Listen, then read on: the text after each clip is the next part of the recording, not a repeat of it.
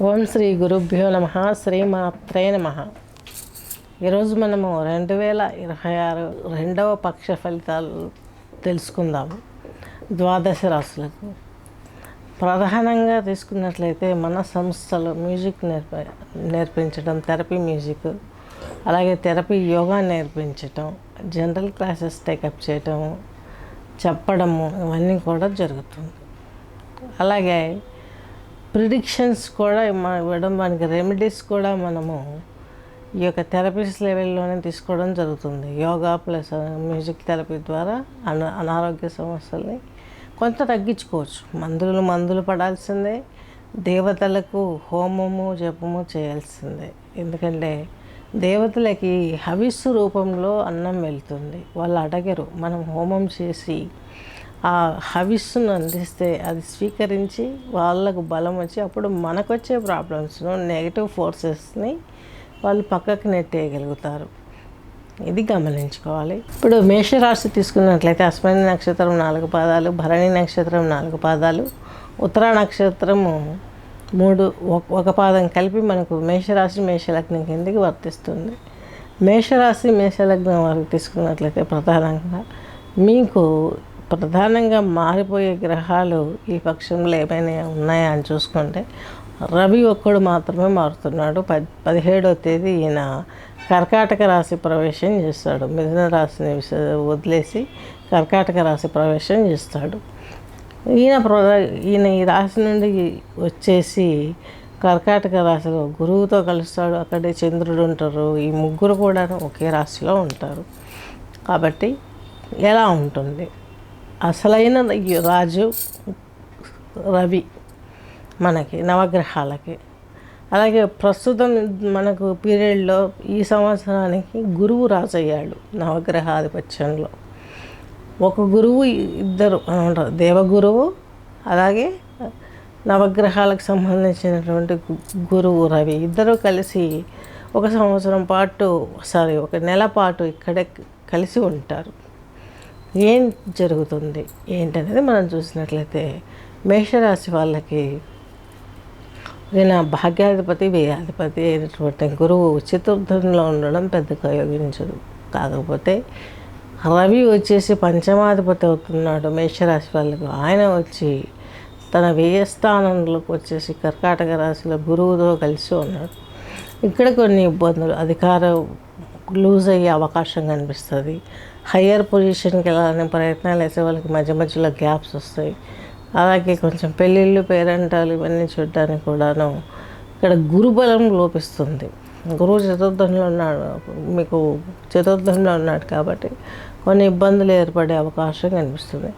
మరి మీకు ఏం మేలు జరుగుతుంది, ఏం జరుగుతుందని తీసుకున్నట్లయితే చంద్రుడు తన యొక్క స్థానంలో, ఉచ్చ స్థానంలో ఉన్నాడు, తన స్వక్షేత్రంలో ఉన్నాడు.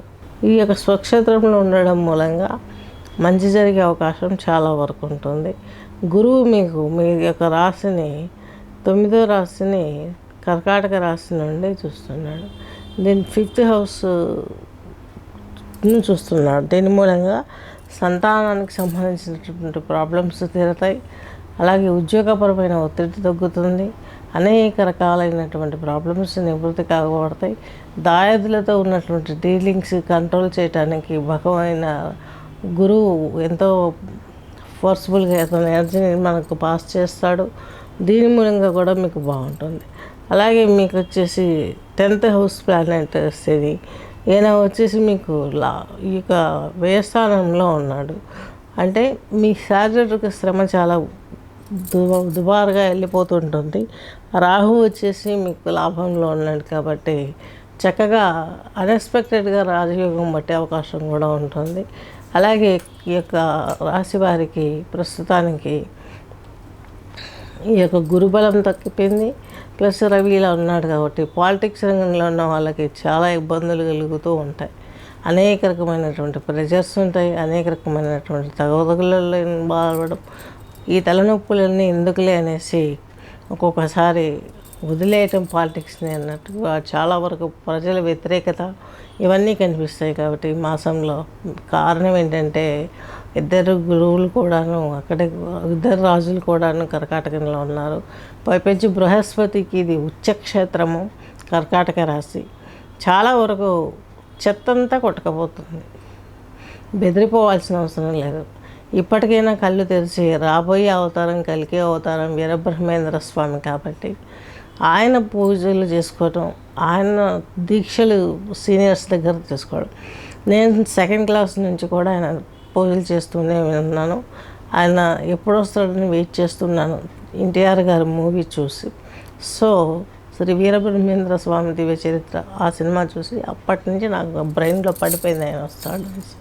సో ఇలాంటి అవధూతలు వచ్చే అవకాశం ఉంటుంది. భవిష్య పురాణంలో చెప్పినట్లు కూడా చాలా వరకు మనకు సాధువులు ఊర్ల వెంబడి తిరిగి ఊర్లలో తిరిగి ప్రచారం చేస్తారు ధర్మాన్ని అనేది. సో ఆ పీరియడ్ ఇప్పుడు నడుస్తుంది. మనకు రూలింగ్లో ఉన్నవాళ్ళు కూడా అలాంటి వాళ్ళే, అనేక రకాలైనటువంటిది. అలా రూలింగ్లో ఉన్న వాళ్ళు మంచి వాళ్ళు బాగా షైన్ అవుతారు. గురువు కాబట్టి ఏది మంచి ఏది చెడు తేల్చి చెప్పి సంవత్సరం చీరేసే మనుషుల్ని చీరేస్తాడు ఆయన రాజు కాబట్టి. మాట తప్పకూడదు, మడమ తప్పకూడదు. బృహస్పతి దేవగురువు, అదే మన శుక్రాచార్యులు అయితే రాక్షస గురువు కాబట్టి ధనం ప్రధానం సుఖం ప్రధానం అన్నట్టు అన్ని హంగులు ఇస్తాడు. దానికోసం ఏమేం చేస్తారు అలాంటి సలహాలు ఇస్తూ ఉంటాడు ఆయన రాక్షసులకి, ప్రేతాలకి. సో గురువు మీకు బాగానే యాక్సెస్లో ఉన్నాడు. అలాగే మీకు ఇంట్లో పెళ్ళిళ్ళు శుభకార్యాలు జరగడానికి కూడాను మంచి సంకేతాలు ఏమన్నా కనిపిస్తున్నాయా అంటే అటువంటి అవకాశాలు ఏవి ప్రజెంట్ అయితే కనిపించట్లేదు. గృహయోగం పట్టే విధం కూడా కొంచెం ఆలోచిస్తే దానికి కూడా కొంచెం మధ్య మధ్యలో ఆటంకులు వస్తూ ఉంటాయి. కొంచెం శనికి మీరు కొంచెం తైలాభిషేకాలు ఇలాంటివి చేసుకున్నట్లయితే గృహయోగం కుదిరితే గృహయోగం కలిగే అవకాశం ఉంది. ఫ్యామిలీ డిస్టర్బెన్స్ ఎక్కువ కనిపిస్తుంది మేషరాశి మేషలగ్నం వారికి. పిల్లల అభివృద్ధిలో కొన్ని తేడాలు వస్తాయి. అలాగే కొన్ని పొలాలు భూమి కొనేటప్పుడు హెచ్చుతగ్గులు రావటం, అంటే గొడవలు రావటం సిబ్లింగ్స్కి మీకు ఇవన్నీ కూడా జరిగే అవకాశం చాలా ఎక్కువగా కనిపిస్తుంది. హయ్యర్ పొజిషన్కి వెళ్ళాలని ఎన్నో సర్టిఫికెట్లు పుచ్చుకొని మీరు ఎన్ని ప్రయత్నాలు చేసినా కూడా ఈ పక్షం రోజుల్లో మాత్రం కొంచెం జాగ్రత్త వహించండి. అలాగే దత్తాత్రేయ స్వామి పూజలు పునస్కారాలు చేసుకున్నట్లయితే మీకు పక్ష శాంతం 17 నుంచి కూడా కొంచెం నెమ్మదించుకుంటూ వస్తుంది పరిస్థితి. సడన్గా మళ్ళీ మీకు గ్రహస్థితి అంతా మారిపోతుంది. నెక్స్ట్ ఆగస్టు 1 నుంచి తీసుకున్నట్లయితే మనం ఫలితాలు ఇంకొద్ది రోజుల్లో అవి కూడా పెట్టబడతాయి. ఆ టయానికి మీకు మంచి రాత జరిగే అవకాశం, మంచి ఫలితాలు వచ్చే అవకాశాలు చాలా స్పష్టంగా గోచరిస్తున్నాయి. స్వస్తి. మరి దీనికి మేషరాశి వాళ్ళు ఏం చేయాలి? మేషరాశి వాళ్ళు వచ్చేసి ఈ యొక్క కమల ముద్రను ఆచరించాల్సిన అవసరం ఉంది. కమల ముద్ర అంటే 2 బొటన వేళ్ళు కలిపేసి 2 చేతి వేళ్ళు ఇలా పెట్టేసి లక్ష్మీ అమ్మవారు.